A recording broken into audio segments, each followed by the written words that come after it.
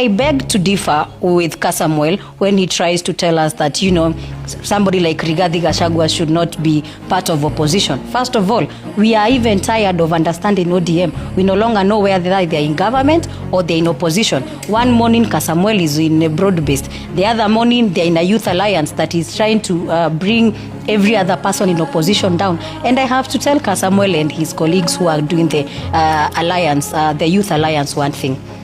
We people of Kenya are quite informed. We understand that government as stands today is on its knees, and opposition is standing firmly.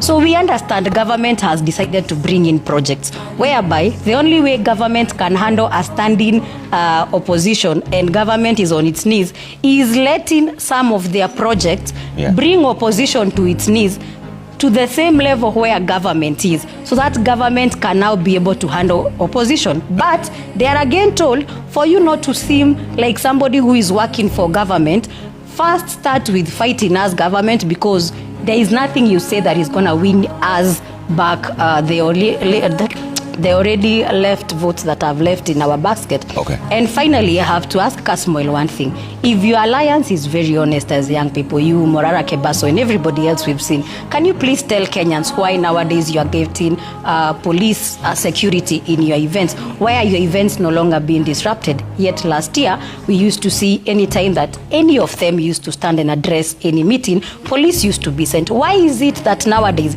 in the heart of Nairobi County, this youth alliance no longer asked when they hold events? Why is it that nowadays, whatever they do, they have to first beat government, then finish line is Rigathi-Gachagua, because the assignment is one. Rigathi is standing, government is on its knees. Opposition must be brought to the level of government so that government can be able to handle it. And I can tell them one thing. Kenyans can lead in between the lines. So if you want to continue with being a government project but purporting to be a certain new opposition that does not recognize the likes of Rigathi-Gachagua, Mother Karua, Wamalwa, and everybody else who is in opposition, even Kalonzo. I heard them the other time raise issues about Kalonzo and everybody else in a statement that they were giving. And people ask very simple question. The information they are trying to give is not just information you find somewhere in Kariako. This is government-given information that they are trying to paint opposition in some certain brushes. So I want to tell the young people, in this whole scenario, you need to read between the lines. Watu wasitumwe na serikali, wajifanya wako ndani ya opposition na ni project. So you think Kasimuael the rest are project? I'll give you just respond to that. In 2027, every single phone you see being held by a young person is going to be an IEBC phone. If this room here is a voting station, you will see people saying, this is Jamhuri Primary School, classroom number 7B. This stream, each stream now, the law says that once they are done counting, they are supposed to pin the results at the door. Every young person has made a personal commitment that we are dedicating 10 young people to every classroom to just take a photo of what has been posted on the door and post on all social media platforms. Ile upuzi ilikuwa inafanyika Bomas haitafanyika tena.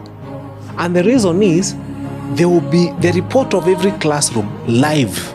Iki happen tu hivi, we are in Kakamega, Kuisero Primary School, classroom number 3B, these are the results. And they jaribuni kupost kitu tofauti in another place, at Nairobi.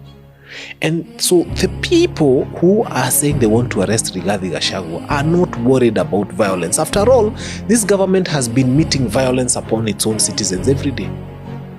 The abductions they have done, the number of lives we've lost in this regime. You remember there are more than 200 people who we don't know where they are, an admission of this administration. So this administration has committed serious violence on its own citizen, more than any other person would ever do.